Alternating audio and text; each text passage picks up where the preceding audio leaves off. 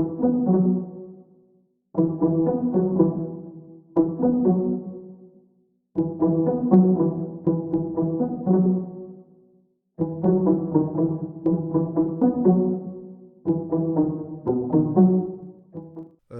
tsy fandripahalemana atany mahajanga voatsatokantsy teo amin'ny tendany ny mpanao casse-point iray ka ny pitsopitsony mahakasika an'izay no fakafakaina amintsika atao anatin'ity vidéo ity ka manasa antsika rehetra anaraka an'ity vidéo ity hatramin'ny farany aza dino ny milaiky ny vidéo antsika ary tsarova hatrany ny miabone amin'ny chaîne antsika mba ahafahanareo manaraka tsy tahapaka ny vidéo zay lefa nahito isan'andro tsy ampindrila moa isika fa avy hatrany tonga de vavany ndao ary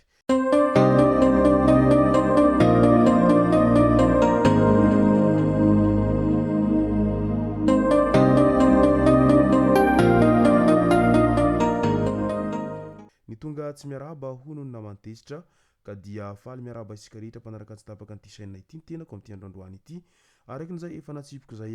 dia ny mahakasika raharaha fanafihana casse-point tany mahajanga no tena iombanantsika ato anatin'ity vidéo ity fa milohan'izay dia andao aloha ho resantsika ireto tsara ho fantatra manaraka ireto ny malaza avy any ivelany no hanombohantsika an'izany any France nodimandry teo amin'ny faharaiky amin'ny telopolo taonany ny rappeur Werenoy izay isan'ny nahalafo kapila betsaka indrindra tany an-toerana tamin'ny lalan'ny rakikira mitondra ny lohateny hoe carré tamin'ny taona 2024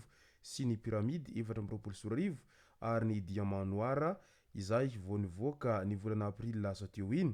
efa nisy ny feo mandeha fa nandalo tsy fahatserovantena izy saingy mbola tsy fantatra mazava kosa izay antony nahafaty azy Jeremy Mbana moa no tena anarany ary tany Saint-Neymar izy no teraka Camerounais ny ray aman-dreniny fa lehibe tao Frantsa moa izy arak'izany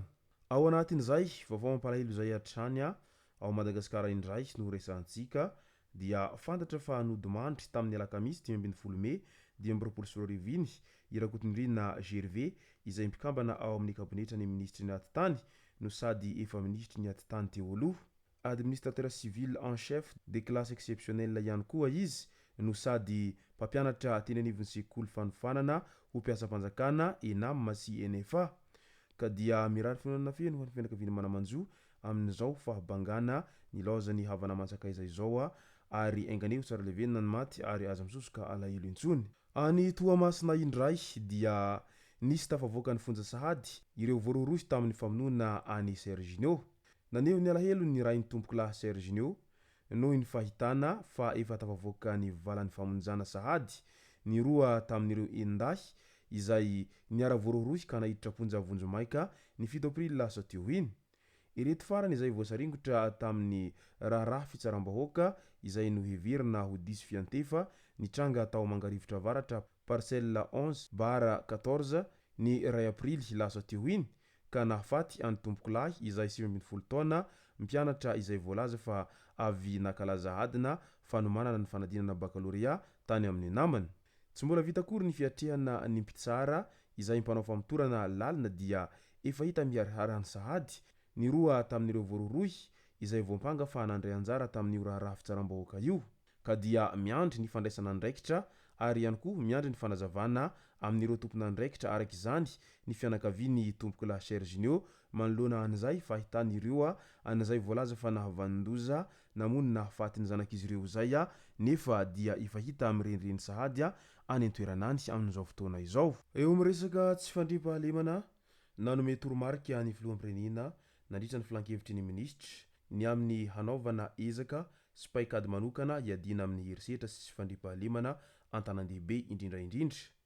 tsara ho marina fa laharana voalohany ao amin'ny laively rano 13 izay narosony Andriamatoa Andry Rajoelina ny malagasy ny taona 18 sy 2024 ny ady amin'ny tsy fandriampahalemana ary mbola maro ihany koa no manontany amin'izao fotoana izao amin'ilay hoe aiza ho aiza ilay vely rano tamin'izany fotoana izany amin'izao ankehitriny izao eo miresaka fahantrana izay iainan'ny malagasy amin'izao ankehitriny izao indray dia nilaza ihany koa Andriamatoa Andry Rajoelina fa tena ilaina ny fanabeazanaizana sy ny fandrindrana ny fiainam-pianakaviana fa misy vehivavy maro loatra ny zanany maro amin'izy ireny nefa tsy mananasa ka izay no mahatonga an'ilay hoe fahantrana mitiraka fahantrana zary lasa fialambolin'ny sasany ilay fanamboarana zaza itsiroa satria efa tsisy fialamboly intsony moa ny olona ankoatran'izay hoe sasirana kely mitady vola dia rehefa avy eo dia iny lasa manamboatra zaza am'izay ka arariny sitsiny raha toa ka maro ny zaza teraka ary ny zavatra matetika hita dia ireo izay tsy manan-katao no tena be anaka indrindra raha ho an'ny Madagasikara ka noho izany mila manao fandrindrana fiainam-pianakaviana araka izany ary ahenao ny zaza teraka fa io hamaro ny zanaka io indraindray dia miteraka fahantrana noho izy ireo lasa tsy zarazary ny famelomana azy ny asa raha teo etsy andaniny manao ny ataony amin'izay hoe fahasarotany mitady ny asa izay ny vola moa tsy misy ary ny fiainana moa ia raha mahita fa tena sarotra ny fiainana amin'izao fotoana izao. Eo amin'ny resaka tsy fandriam-pahalemana dia andao amin'izay ho resahantsika ny tranga izay nisy tany Mahajanga tany tamin'ity herinandro ity. Voatsatokantsy teo amin'ny tendany ny mpanao cash-point iray tao Mahajanga tao. Olona roa no nitondra antsikely no nanao fanafiana cash-point iray tao Ambohimandamina tamin'iny andron'ny zoma 12 Mey 2024 iny. Notsatoan'izy ireo tamin'ny antsy teo amin'ny tendany ilay tovolahy izay mpanao cash-point ary lasan'ireo olon-dratsy ny sakosy kely izay miloko mainty. Noho ny firaisan-kinan'ny mpiarabelona dia tratran'ny fokon'ny olona ny iray tamin'ireo olon-dratsy raha tafaporitsaka kosa ilay namany ary maratra ilay lasibatra tamin'izany fanafihana izany. Midika izany rehetra izany fa efa tsy mifidy arabaka intsony ireo andian-jatovo na ny kely izany na ny lehibe amin'izay fanaovana asa ratsin'izy ireo izay. Na andro atoandro io na andro alina rehefa teanao an'izay asa ratsy izay mahazatra azy ireo izay izy ireo dia iny fa mandroba sy manafika avy hatrany. Ny asa fangalarana dia efa tena zavatra ratsy dia mbola miampy an'izay daroka sy fandratrana ain'ny olona izay ihany koa. Tsy vitany mangalatra fotsiny ireo olon-dratsy amin'izao fotoana izao fa misy amin'izy ireo aza dia tena mamono mahafaty mihitsiny. Tena niova ny fiainan'olombelona amin'izao fotoana izao indrindra fa ny fiainan'ny malagasy sy ny toe-tsaina izay no izay hoe efa tsy vitsy amin'ny olona indrindra fa ireo tanora izay misetrasetra ankehitriny no tsy matahotra intsony amin'izay hoe hanapitra ny ain'ny olona izay ary tsy matahotra intsony ihany koa izy ireo ny amin'ny mety hampigadra izy ireo izay ka eo indrindra no mety hahatezitra ny vahoaka raha toa ka izao foana no hiainana andavanandro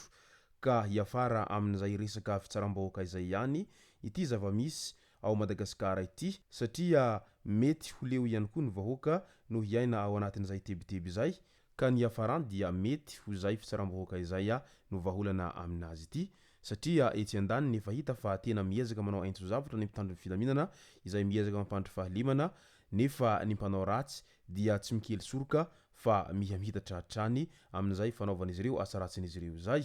izay no mahazaka azona rozy tao anatin'ity video ity tomboka lasy tomboka vavy misaotratsika rehetra nanaraka an'ity video ity hatramin'ny farany azadino ny milaiky ny video antsika ary tsarovatrany ny miabone amin'ny chaîne antsika mba ahafahanareo manaraka tsy tapaka ny video zay lefa neto isan'andro tomboka lasy tomboka vavy mankasitraka dia mirary soa.